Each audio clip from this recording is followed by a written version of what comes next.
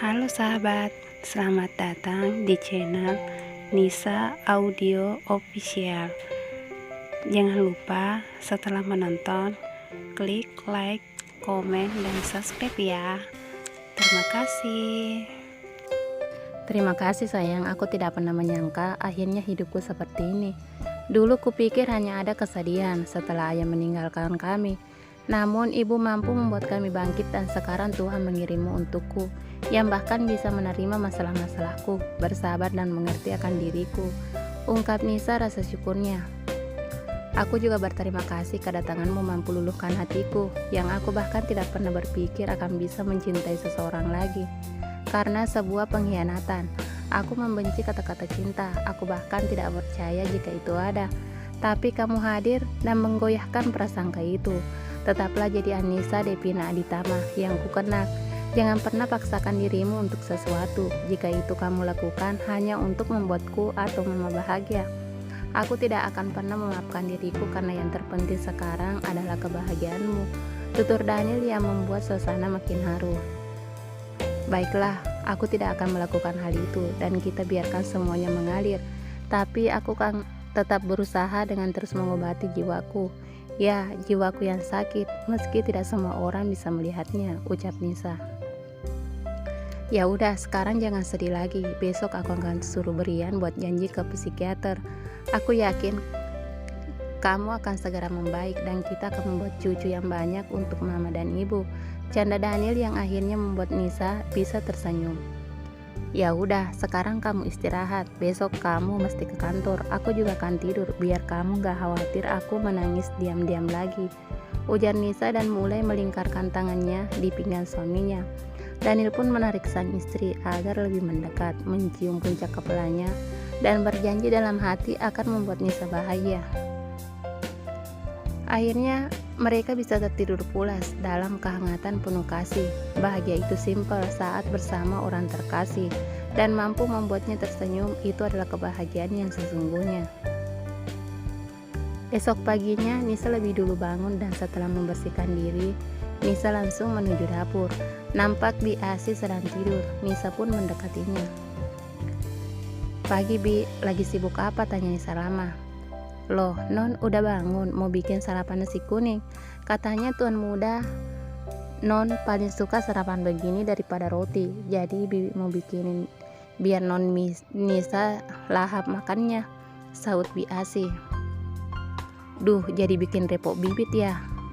Udah sini biar Nisa saja yang bikin. Nisa udah biasa bikin sarapan sendiri, ucap Nisa menawarkan diri. Loh jangan Non, nanti tuan muda marah kalau Non capek-capek. Biar Bibi aja yang bikin, pasti enak kok, cagak biasi.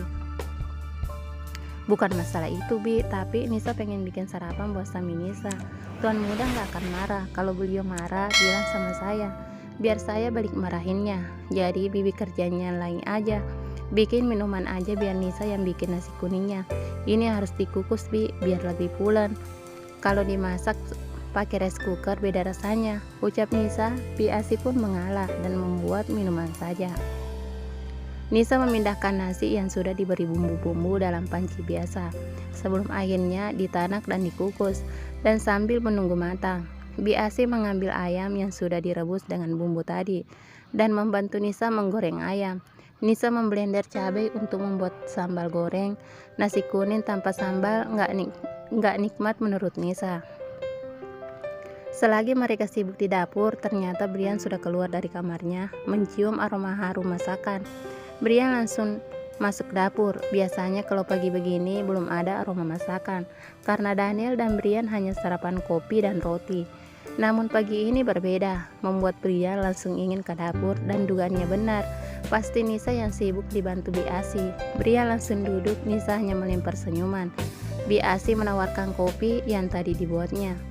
Daniel terbangun, namun sang istri sudah tidak ada lagi. Daniel yakin Nisa pasti di dapur. Mana mau istrinya berpangku tangan. Pastilah sekarang Nisa sibuk membuat sarapan seperti ucapannya waktu itu. Pagi, wah kamu ini pasti mencium aroma harum masakan. Jadi langsung bergegas ke meja makan. Hidungmu itu memang handal, sindir Daniel karena kesal didahului. Tapi saya juga belum makan bos, mana dikasih sama istri bos. kalau suami tercintanya belum turun. Saya sudah nahan lapar sejak tadi, sahut Brian. Wah, suamiku udah ganteng. Sarapan dulu sayang, aku bikin nasi kuning, ayam goreng, telur dadar dan sambalnya, ucap Nisa sambil membawa piring berisi ayam goreng dan telur. Sedangkan Biasi di belakangnya membawa wadah berisi nasi yang berwarna kuning.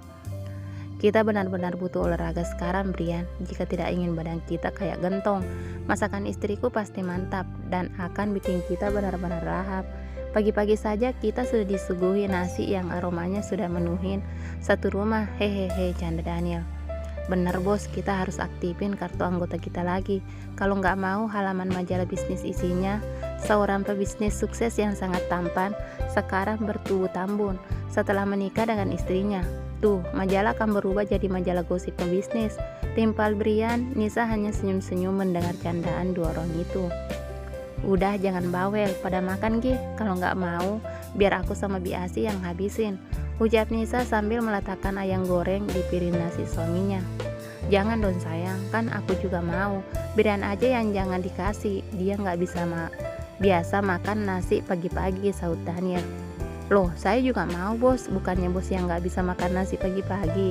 Jadi biarin kami aja yang habisin, ujar Brian sambil bergegas mengisi piringnya. Mereka pun makan dengan lahap. Nisa senang melihat suaminya menyukai masakannya. Saya makan juga, istriku harus gemuk biar kelihatan bahagia setelah menikah, goda Daniel. Ih, aku mau makan sebakul juga, nggak akan jadi gendut. Reproduksi organ tubuhku bagus sayang, jadi nggak akan jadi melar, protes Nisa. Apa hubungannya sayang? Ada-ada aja ngomongnya. Daniel menggeleng dengan ucapan yang gak jelas istrinya. Gak ada sih, tapi dihubung-hubungkan saja sayang, hahaha. Nisa terkekeh dengan ucapannya sendiri. Mereka pun makan dengan lahap dan tak menunggu lama semua isi piring mereka ludes. Gak nambah sayang, tanya Nisa. Udah sayang, beneran butuh fitness. Kalau sampai aku nambah, jawab Daniel. Ya udah, aku ambilkan tas kerja kamu dulu, ujar Nisa namun dicegah Brian. Biar saya saja Nis, lagian ada berkas yang mesti dibawa juga, ucap Brian. Nisa pun mengangguk dan kembali duduk. Habisin minumnya sayang, nanti malah kesiangan, Nisa mengingatkan.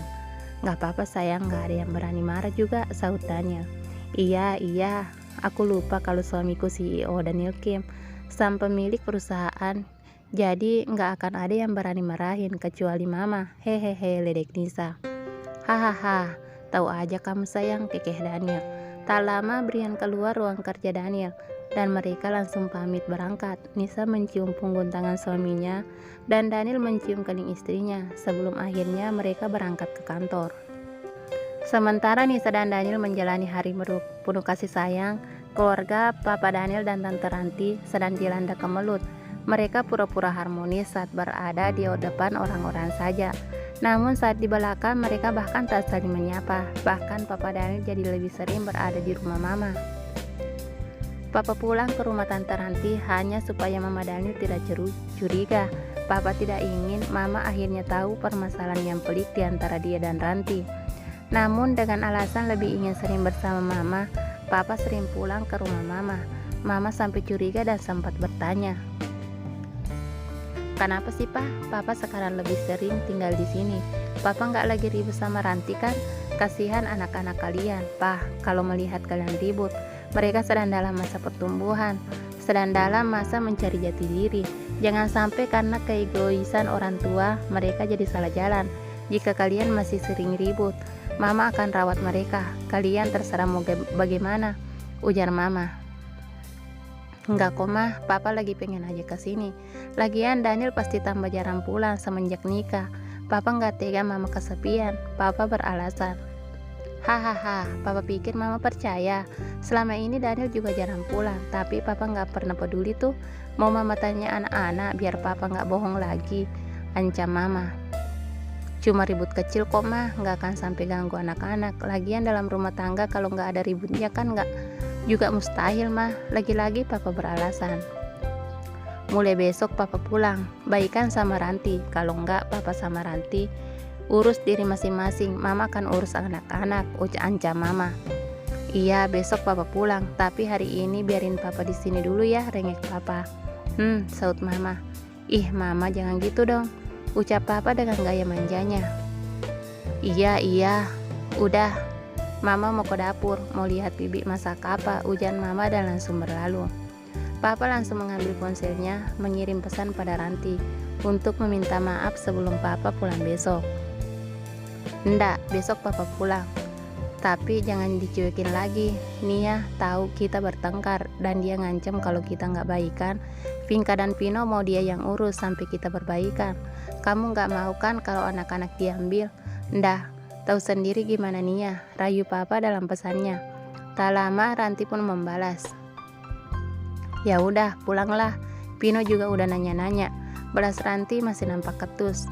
Tapi jangan diketusin gitu. Papa nggak mau kalau nda masih aja ketus, balas papa. Iya, enggak, balas Ranti lagi.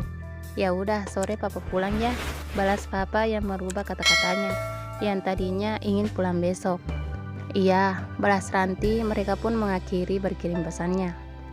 Sementara itu, Daniel yang baru saja sampai di kantor langsung saja masuk ke ruangannya. Banyak pekerjaan yang terbengkalai karena dia tidak ke kantor beberapa hari. Meski Brian tetap ke kantor untuk bekerja, namun masalah menandatangani berkas tidak bisa dilakukannya. Karena itu sudah jadi wewenang Daniel yang tidak bisa Brian gantikan. Brian, apa hari ini kita ada meeting? Tanya Daniel sambil tangannya sibuk menandatangani beberapa berkas.